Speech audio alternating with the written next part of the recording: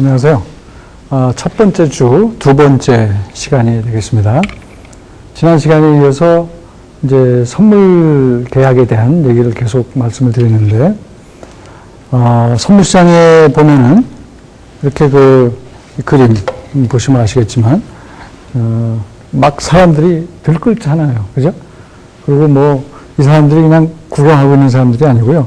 사고 파는 주문을 다 합니다. 근데 그 손동작이 재밌어요.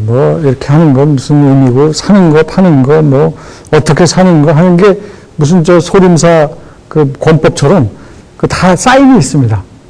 옷 색깔도 다 달라요. 어떤 종류의 거래를 하느냐에 따라서. 그런 사람들이 모여서 open outcry는 영어로 해석을 하면은 공개적으로 열려있는 장소에서 이렇게 소리친단 말이에요. 그렇게 하면서 거래가 가락시장에서 경매하듯이 그렇게 경매가 일어나는 그런 시장이 open outcry입니다.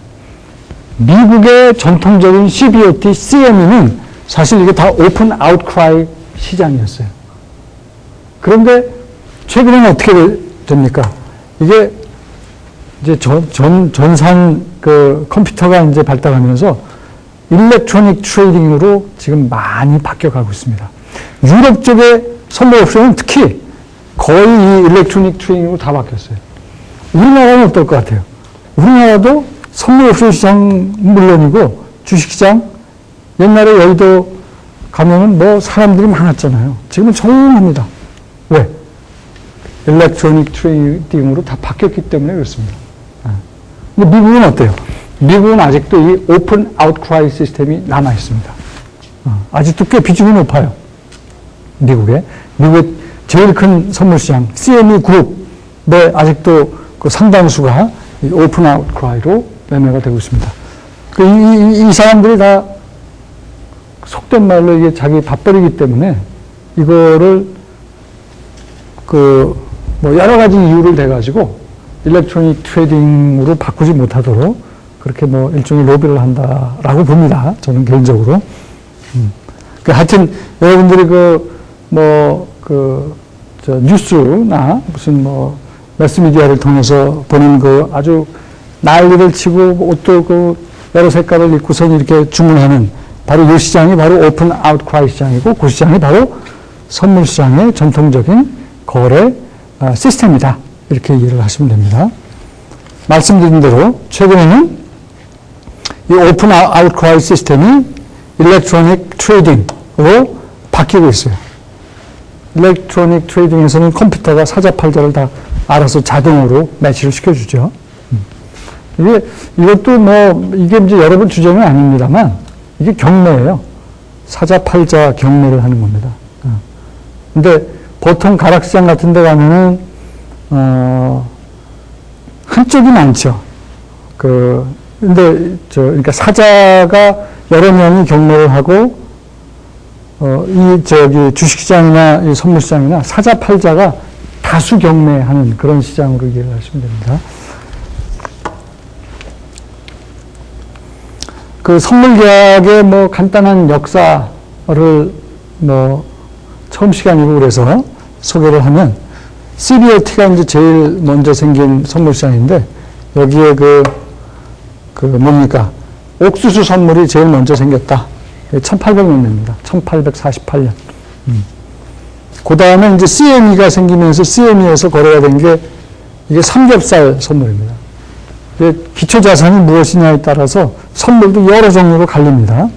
근데 옥수수 선물 다음에 나타난 게 삼겹살 선물이고, 그 다음에 이제 소 관련되는 선물, 생육, 선물, 그 다음에 이제 70년대가 이게 굉장히 사실은 미국은 중요한 때인데, 여러분들이 국제재무 같은 공부를 하셨으면, 수업을 들으셨으면, 그때 고정 환율 시스템에서 이제 변동 환율 시스템으로 바뀌게 돼요.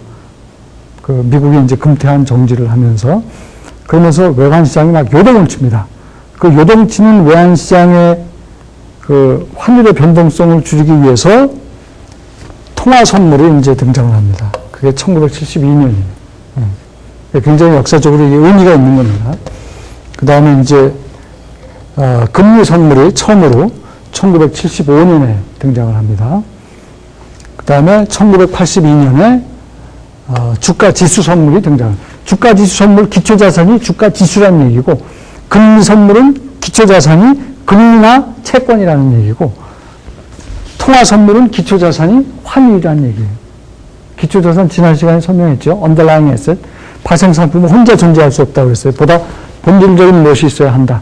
그게 바로 기초자산이다. 기초자산이 무엇냐에 따라서 옥수수냐? 옥수수 선물. 삼겹살이냐? 삼겹살 선물. 생육이냐?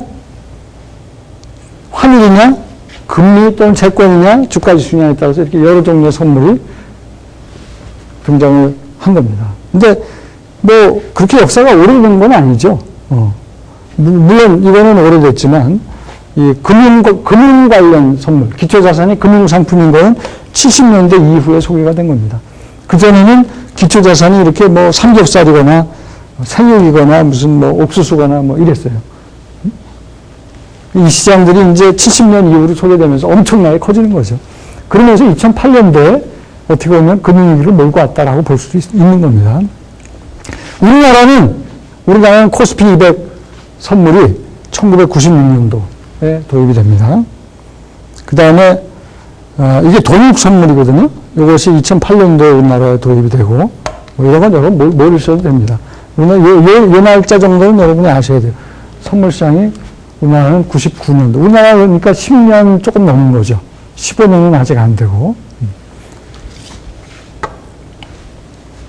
그 예제를 하나 보도록 하시죠. 선물 계약을 하는데, 자, 선물 계약이 뭐라고 그래서 정리를 다시 한번 해보죠. 미래 시점의 거래를 지금 약속하는데, 언제 거래할지, 어떤 가격에 거래할지, 얼마나 거래할지, 이런 수량, 가격, 미래 시점의 거래 날짜, 이런 것들을 지금 다 결정한다 그랬죠. 지금 다 결정한 겁니다. 금 100아운스를, 보통 금 선물 한 계약이 100아운스, 이건 아운스라고 읽습니다. 아운스라는 OUNCE. 이건 여러분 기초 상식으로 아셔야 돼요. 무게 다는 단위예요, 단위. 아운스. 금은 100아운스를 어떤 가격으로 산 거예요? 1아운스에 600불의 가격을 지금 결정을 하는 거예요. 미래 시점에 거래는 하지만 그 가격은 지금 결정하는 겁니다. 그게 선물 계약이에요. 얼마나 많이? 100아운스를. 언제? 12월에. 아시겠어요? 12월에. 이 나이맥스는 뉴욕에 있는 선물 거래소인데 이것도 CME 그룹에 최근에 흡수합병 돼버렸습니다. 그 다음에 이건 8개월 약속을 했는데 이건 무슨 표시인가요? 파운드 표시죠. 브리티시 파운드. 62,500파운드를 영국 돈이죠. 영국 돈. 어떤 가격으로? 1파운드에 1.98 US 달러. 이게 환율이에요. 이게 환율. 환율이라는 것은 외국 돈의 상대적인 가격입니다. 이런 가격으로 언제? 3월에 팔기로 이만큼 지금 약속을 한 거예요. 그게 선물 계약이 또 다른 의미입니다. 이건 무슨 단위일 것 같아요? 배럴은 이것도 여러분들이 아셔야 되는 여러분들의 소양을 위해서 이런 오일 같은 거 측정하는 단위인데 오일 수량이에요. 1000배럴을 어떤 가격으로 1배럴에 65 US 달러 가격으로 언제? 4월에 팔기로 지금 약속하는 거예요. 그죠? 그러니까 이게 배럴, 아운스 이런 표현이 조금 여러분 처음 보는 사람들은 조금 서걱서걱 할 텐데 기본적으로 뭘 여러분들은 주시하셔야 되냐면 미래 시점의 거래를 지금 약속하는 거다. 그게 선물 거래다. 그 개념적으로 잘 이해를 하셔야 되고 그 미래 시점의 거래를 지금 약속하기 위해서는 어떤 가격으로 할지, 언제 거래할지, 얼마나 할지 이런 것들을 지금 정해야 될 거 아니에요.